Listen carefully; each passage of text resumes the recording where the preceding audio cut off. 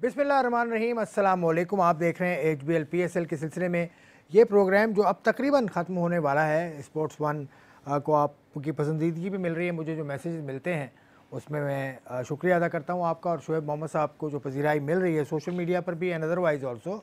जो मेरे पास मैसेज आ रहे हैं, शुएब साहब के पास मैसेज आ रहे हैं, और जो हमारे गेस्ट आए थे उनको अभी तक याद आ रहे हैं बहुत बातें शुएब साहब की।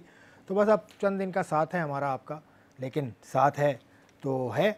अब ग्रुप मरहला ख़त्म हो चुका है PSL का, आपको मालूम है। अब लाहौर कलंदर्स और मुल्तान सुल्तान कल खेलेंगे पहला प्लेऑफ। उसके बाद पहला एलिमिनेटर होगा इस्लामाबाद यूनाइटेड और पेशावर ज़ल्मी के दरमियान जुमेरात को, और दूसरा एलिमिनेटर जुमे के दिन जो टीम इस मैच में जीतेगी, इस्लामाबाद और पेशावर के मैच में जो टीम जीतेगी, और लाहौर कलंदर्स और मुल्तान सुल्तान में जो टीम हारेगी, उसके दरमियान मुकाबला होगा और तय होगा कि फ़ाइनल जो 27 फरवरी को खेला जाना है उसमें कौन सी दो टीमें मद्दे मुकाबिल होंगी। PSL 7 का ये एडिशन जारी है, लेकिन कुछ नाखुशगवार ख़बरें भी आती जा रही हैं।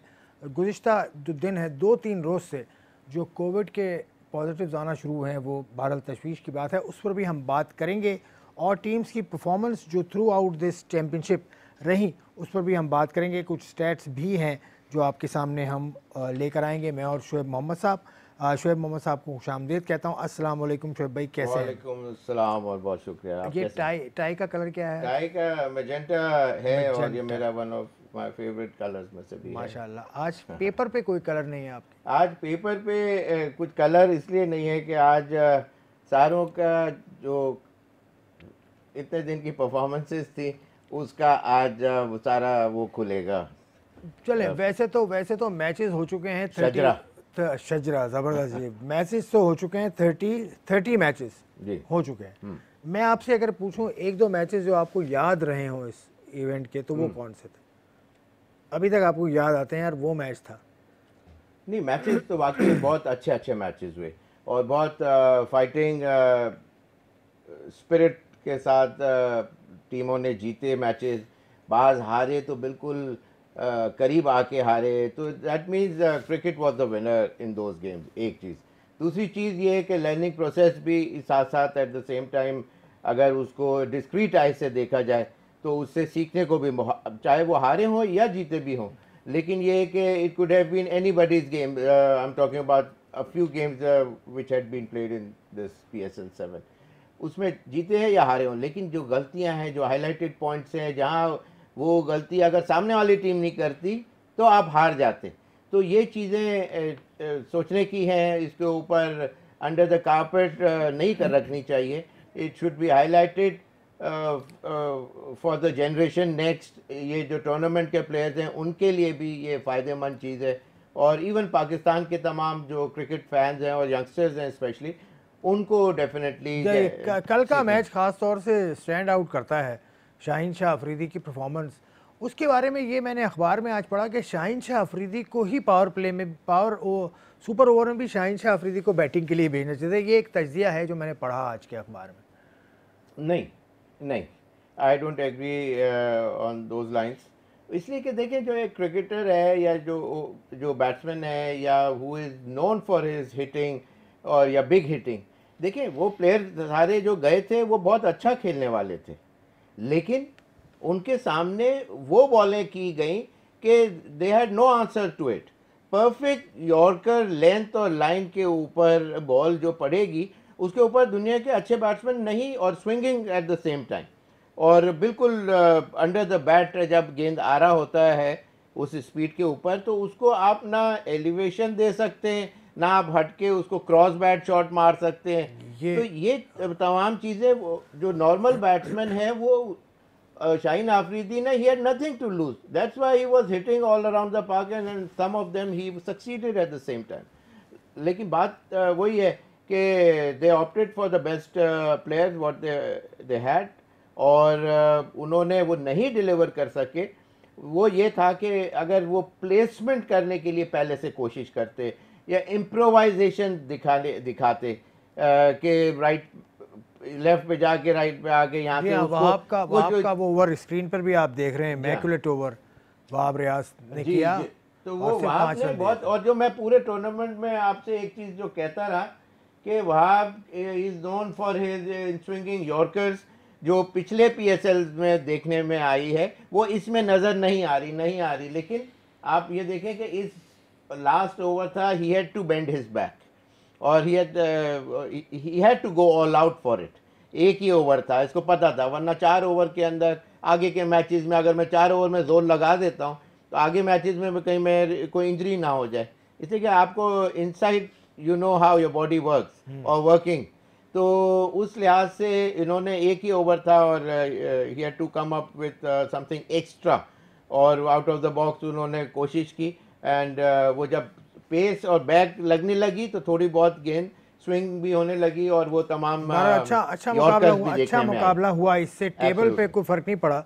मुल्तान सुल्तान पहले नंबर पे और पेशावर ज़ल्मी तीसरे नंबर पे। मोरल की बात होती है, अगर आप हारें या जीतें आसिफ भाई तो उसमें यह है कि कोई मैच में फ़र्क नहीं पड़ रहा, लेकिन दोनों टीमें एक मैच के लिए फाइट कर रही हैं ताकि उनका नेक्स्ट मैच इन जो है वो एज अ विनिंग टीम अंदर स्टेप इन करते हुए कोई और फीलिंग होती है। एज अ क्रिकेटर बता सकता हूँ, तो इस वजह से आप और एक लूज़र एंड के ऊपर जब खड़े हों तो वो एक अलग फीलिंग होती है। ये फ़र्क है। आपके टाइम में तो काफ़ी तब्दीली आ गई, अब तो बैटिंग अजीब सी बन गई है, चारों तरफ शॉट खेलते हैं।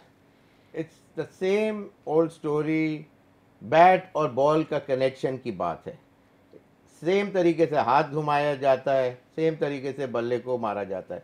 नाउ द एडवांटेजेस टुडे, एक तो बैट का बहुत बड़ा एडवांटेज है, thick wood of lesser weight. ये उसको प्राइम कंडीशन के अंदर ये जो बैट यूज़ कर रहे होते हैं ये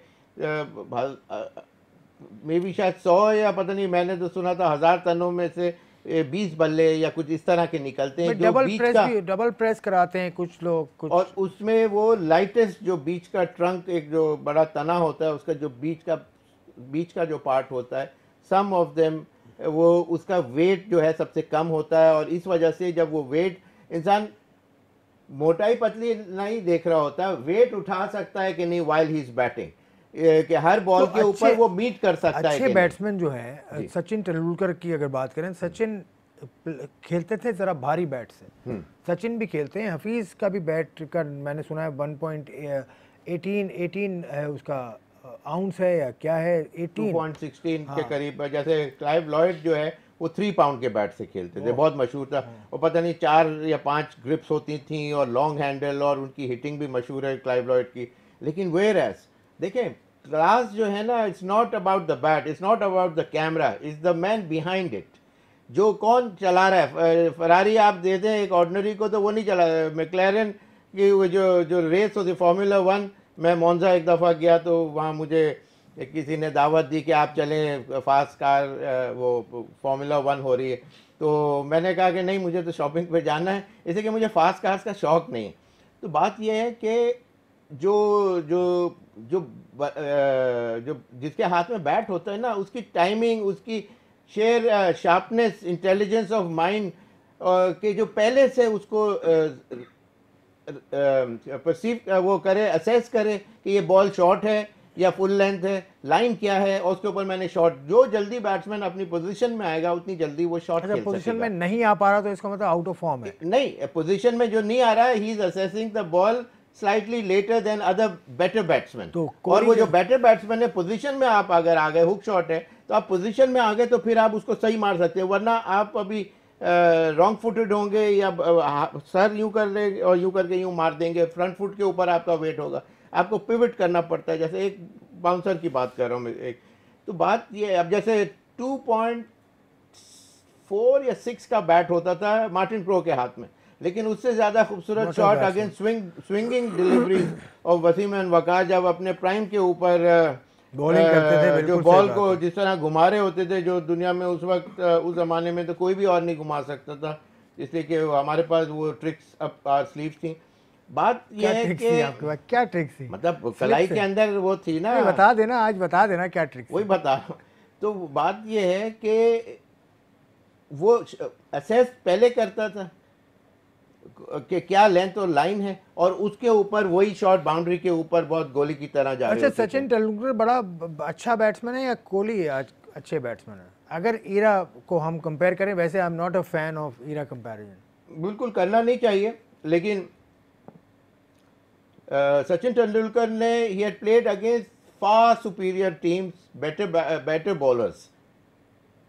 अभी टीमें ग्लैमराइज ज़्यादा हैं, आपकी चारों तरफ पोस्टर्स लगे हुए हैं और इंटरव्यूज़, और आपका जो कॉन्ट्रैक्ट है वो में भी वो एक्सीडिंग ओवर $100,000 और समथिंग ऑफ द सॉर्ट।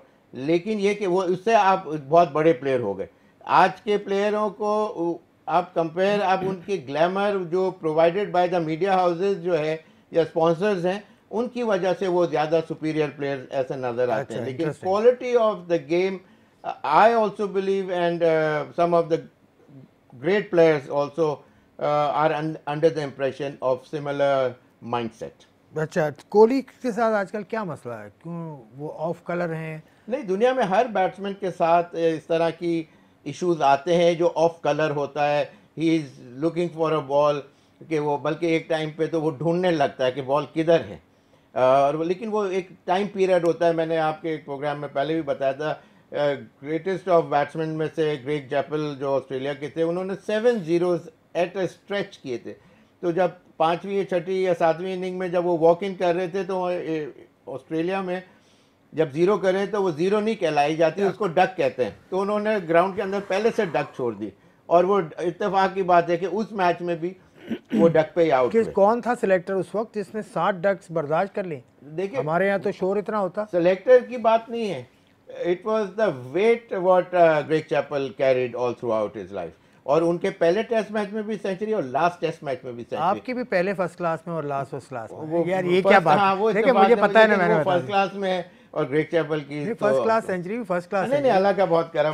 बहुत अच्छा, एक और रिकॉर्ड बताता हूँ आपको। चले, एक तो फर्स्ट क्लास में, एक आपके फैमिली के पास है। अच्छा, 200 runs in a first class match by grandfather, father and the सन।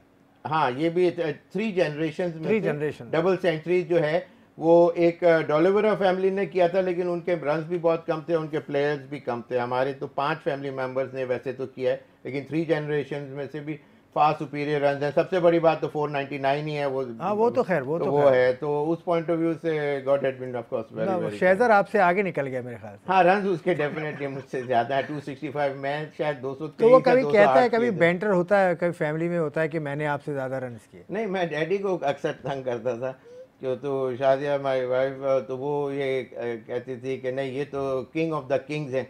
मैंने कहा मेरा क्या एवरेज है इनका? तो कहती थी कि इनका 43 पॉइंट समथिंग है। तो मैंने कहा भाई मेरा 45 समथिंग का एवरेज, 45 के करीब का एवरेज है। तो कह रहे कुछ भी कह लो, तो यहाँ तक नहीं पहुँच सकता। साहब के करीब तो मैं ऐसे उनके साथ मेरी अक्सर, खैर वो मैं जान के थोड़ा सा तंग करता था। What a great batsman he was. हमने देखा नहीं है उनको खेलते हुए, लेकिन उनकी जो इनिंग्स हैं वो अभी भी लिखी हुई हैं जहाँ जहाँ लिखने की जरूरत थी। अभी थोड़े दिनों में आप उसको देखेंगे इंशाल्लाह। मैं डॉक्यूमेंट्री के उनके ऊपर काम करना शुरू कर दिया हुआ है। और उसकी कुछ video footages of various grounds के ऊपर जो भी खेले वो, तो लाइव वो उनके हैं, और बड़े इंटरेस्टिंग शॉट्स खेलते हैं। केपीआई ग्राउंड की फुटेज तो मैंने बना के रखी हुई है। मैं गया था केपीआई ग्राउंड 2-3 दफा जा चुका हूँ, जहाँ 499 की, तो वो फुटेज तो मैं आपको दे दूंगा। बिल्कुल, उस बोर्ड की भी है। प्लीज। तो अब चले पीएसएल पे भी आ जाते हैं। पीएसएल में आज क्या है आपके पास? हमारे पास स्टैट्स कुछ आपने निकलवाए थे, वो हमारे आपके सामने हैं। कौन सा स्टैट्स हम पहले पढ़ें, आपकी चॉइस पे? देखिए, बात ये है कि मोस्ट विकेट्स भी हैं, मोस्ट रन्स भी हैं। रन्स पहले करते हैं, और चलें एक काम करते हैं, ब्रेक लेते हैं। ब्रेक के बाद भी हम उसको देखते हैं और उसको आराम से डिस्कस करेंगे after this break.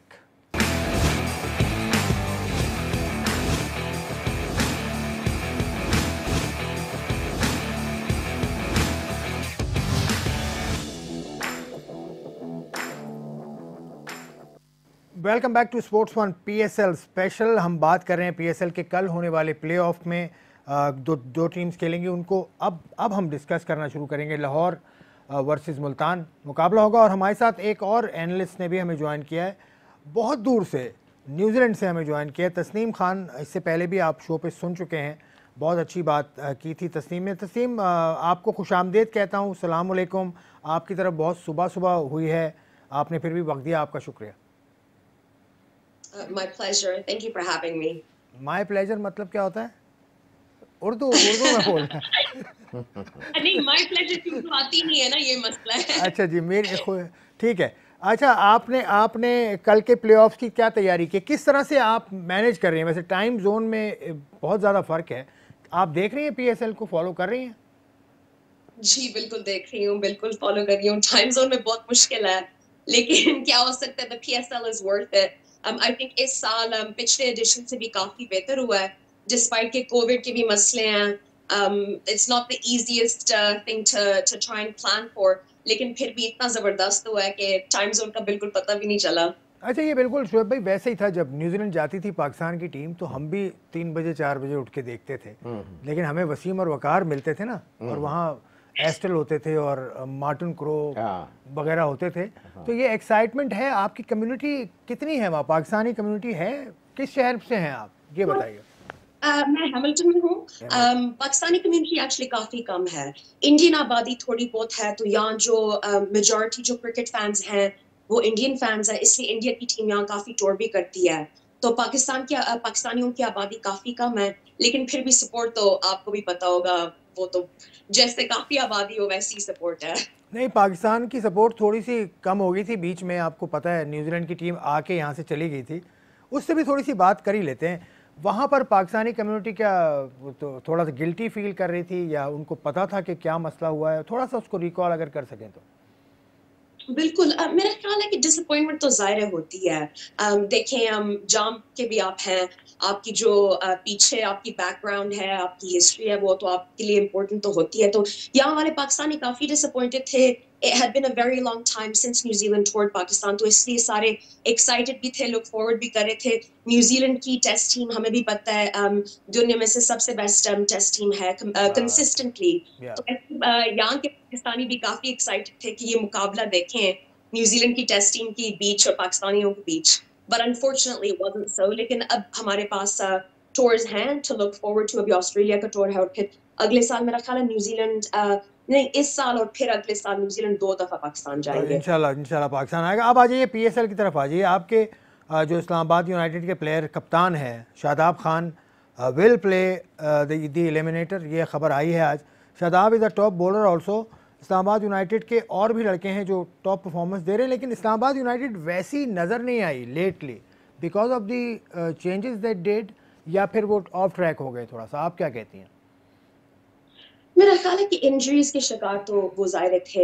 First they lost Paul Stirling, ज़ाहिर उसकी नेशनल ड्यूटी थी तो वो आयरलैंड को रिप्रेजेंट करने चला गया था।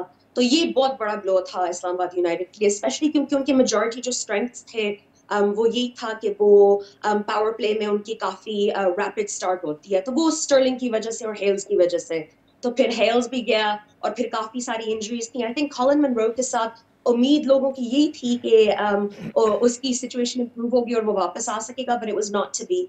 लेकिन आई थिंक इस्लामाबाद ज्यादा कंसर्न नहीं होंगे, दे विल फील अनलकी। जाहिर है उनकी इतनी अच्छी टीम थी, लेकिन इतना भी कंसर्न नहीं होंगे क्योंकि वो एक लेगेसी टीम है। उनकी पूरी कोशिश ये होती है कि वो ईयर बाय ईयर अपने आप को बिल्ड करें और इम्प्रूव करते रहें, इसलिए वो अपने यंगस्टर्स पे भी इतना फोकस करते हैं। और अब हम जो शादाब खान की बात कर रहे हैं कि वो टॉप विकेट टेकर है, इतना वैल्यूबल कप्तान है, वैल्यूबल प्लेयर है, ये सारी चीजें, तो एक जमाने में वो भी एक यंग इमर्जिंग प्लेयर था जो इस्लामाबाद में भी उसकी majority Exactly. Shoaib bhai, aap Tasneem, I wanted to inquire regarding, are there Muslim players वहाँ खेल रहे हैं क्रिकेट के अंदर, और are there any emerging, like you said emerging, जैसे शादाब है, इस तरह कोई अपकमिंग ऐसा प्लेयर? बाज़ दफ़ा पहले से पता चल जाता है उसका स्पार्क एंड इंटेलिजेंस देखते हुए कि he is gonna make it to the top. Are there any such players from the Pakistani community as such? Unfortunately भाई पाकिस्तानी कम्युनिटी से नहीं है, आबादी बाकी बहुत ही कम है। मेरा ख्याल है शायद 4000 सिर्फ पाकिस्तानी है पूरे मुल्क में, जो आई थिंक दुनिया में इतने कम कहीं नहीं होंगे। 4-5 मिलियन की तो 4-5 मिलियन की तो टोटल आबादी है न्यूजीलैंड की। बिल्कुल एग्जैक्टली, although बहुत ही छोटा सा it मुल्क is, है। to me, let me give a statement very clearly, to me it is the most beautiful place in this world.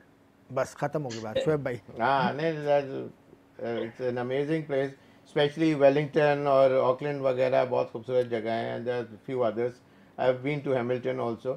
वहाँ थोड़ा सा कम्युनिटी कम है, लोग कम रहते भी हैं और कम आते हैं, कैपेसिटी इतनी नहीं है, लेकिन of course like you said it's a beautiful place. अच्छा जी, तो आपको आपका कल के मैच पे आ जाते हैं ना तस्नीम, लाहौर वर्सेस मुल्तान।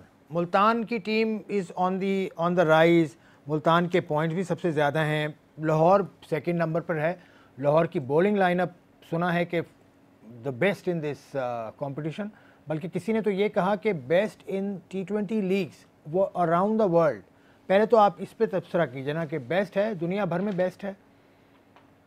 अब दुनिया भर में बहुत मुश्किल मैट्रिक हो जाता है, लेकिन आप आर्ग्यूमेंट तो बिल्कुल कन्विंसिंगली बना सकते हैं कि इट्स अमंग द बेस्ट। अब तो राशिद खान भी चला गया तो वो थोड़ी सी तो वीकन होगी है, लेकिन if we are speaking in terms of the world तो फिर मुझे मेरा एक काफी बड़ा डिजायर है T20 क्रिकेट के साथ। हम ये फ्रेंचाइजेस को बिल्ड करते देखते रहते हैं, they're getting more and more significant in our calendar।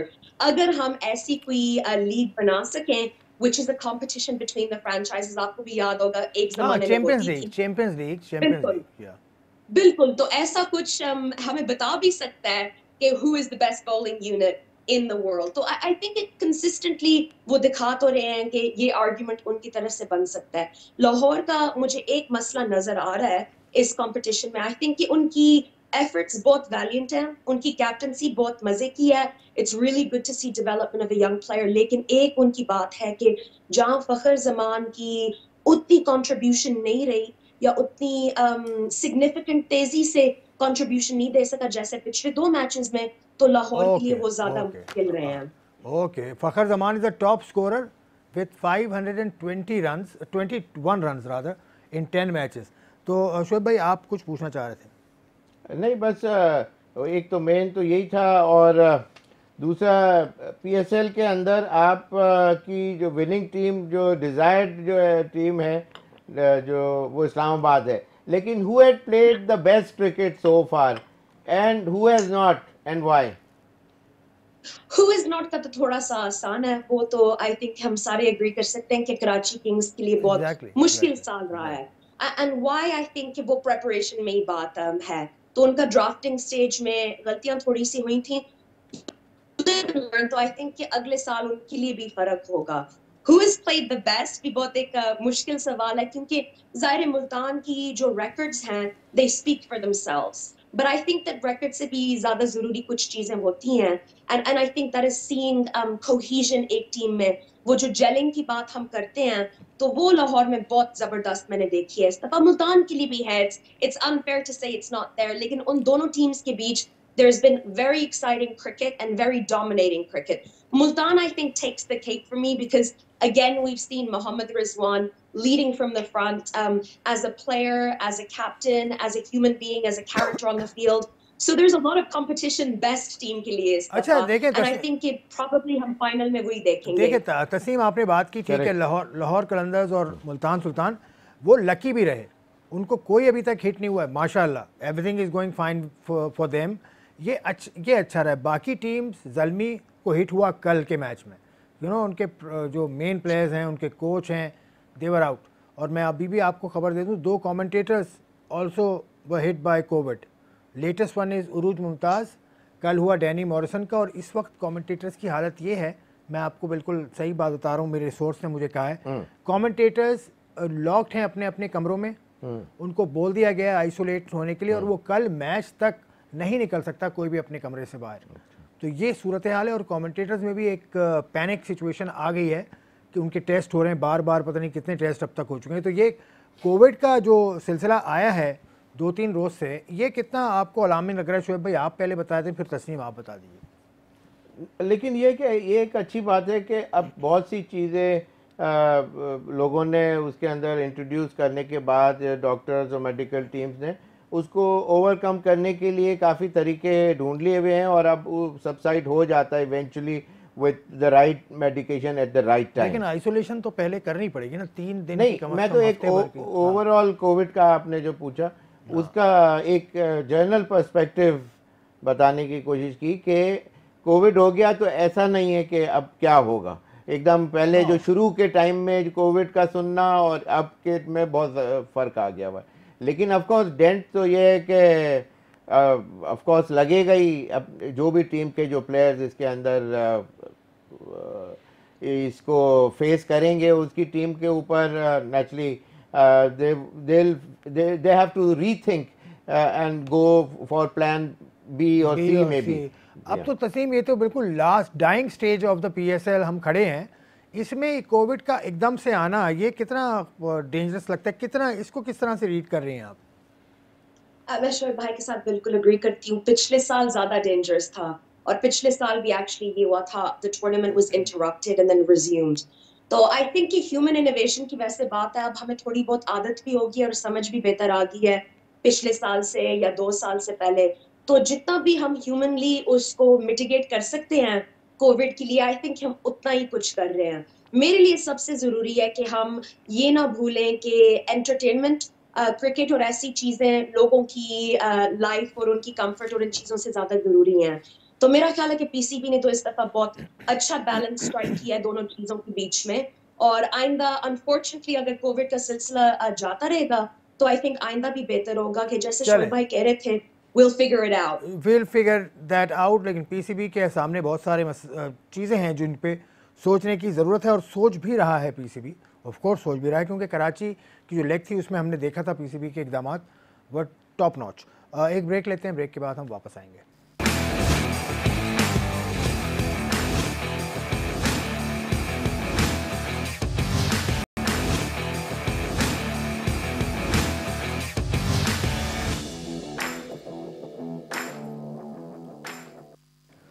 Welcome back to Sports One PSL special. Tasneem हमारे साथ मौजूद है फ्रॉम न्यूजीलैंड। तस्नीम, अब से चलते चलते बस अब ख़त्म कर रहा हूँ मैं प्रोग्राम, तो आपको क्या लगता है, इस्लामाबाद यूनाइटेड की बात करता हूँ, इस्लामाबाद यूनाइटेड जीत गई पीएसएल 7। अब इस्लामाबाद यूनाइटेड में कौन से प्लेयर्स हैं जो आपको लगता है कि अगले साल इस्लामाबाद यूनाइटेड का हिस्सा नहीं होंगे? देखिए, ये आपने मेरा ख्याल है गलत टीम के बारे में ये सवाल पूछा है। नहीं, ये सवाल मुझे बताया गया है, ये सवाल मुझे बताया गया है शोएब मोहम्मद साहब ने। शोएब मोहम्मद साहब का सवाल है। I think actually Islamabad United की एक बहुत यूनिक बात है कि they don't let go of players very easily. तो अगर हम कराची के साथ वो कंपेयर और कंट्रास्ट करें तो उनकी रिटेंशन ज्यादा रहती है। जैसे अगर हम लूक रॉन्की का मिसाल लें तो जब तक उसने रिटायरमेंट का ऐलान नहीं दिया था from playing himself, Islamabad United did not let go of him. तो मेरा ख्याल है इस्लामाबाद का ये बिल्कुल है कि वो अपने जो प्लेयर्स हैं who were not able to perform, उनको जरूर 1-2 और चांसेस देंगे और वो अपने यूनिट को बिल्ड करते रहेंगे। I think it's easier to guess कि बाकी टीमों के लिए कुछ प्लेयर तो जरूर नहीं होंगे। I am sure that we will never see James Faulkner, not just in PSL लेकिन शायद क्रिकेट में। जेम्स फॉकनर तो I mean I think very many people should be given more chances because form तो बिल्कुल एक temporary चीज होती है। चलें, ठीक है तस्नीम, बहुत अच्छा लगा आपसे बात करके, बहुत शुक्रिया। आपसे फिर बात होती रहेगी आगे भी। आपका बहुत शुक्रिया ज्वाइन करने का। तो इन्होंने बड़ी इंटरेस्टिंग बात की जाते जाते। इस्लामाबाद यूनाइटेड एक इस तरह से कोहेसिव यूनिट है क्योंकि शादाब खान को देख लें आप, फ़हीम अशरफ को देख लें आप, उनके साथ साथ ही चल रहे हैं वो। और भी बहुत से लड़के उनके पास ऐसे हैं। नहीं, लेकिन बात यह है कि कौन से प्लेयर डिलीवर करे जा रहे हैं और उनका एक एज का भी ऑफ कोर्स एस्पेक्ट जो है वो that's gonna come into play at the same time. जो इस दफ़ा अगर कोई स्लो लगा हो कोई प्लेयर, जो भी सीनियर प्लेयर्स हैं, naturally there is always a time when one has to hang his boots. तो बात यह है कि वो क्या उस तरह के क्या कोई प्लेयर नज़र आए हैं जो वो परफॉर्मेंसेस, उतनी शार्पनेस, एजिलिटी जो शादाब तो दे रहे हैं नेचुरली, या दूसरे जो प्लेयर रॉन्की की बात हुई तो वो परफॉर्मेंसेस दे रहे थे, तो इसलिए he was retrieved every now and then. वो प्लेयर को ये थोड़ी है कि वो उसका नाम बड़ा है और वो लग रहा है कि वो उस तरह से परफॉर्मेंस, उसकी शार्पनेस फील्ड में नज़र नहीं आ रही है, yet they want to retain him. No, that's not gonna happen.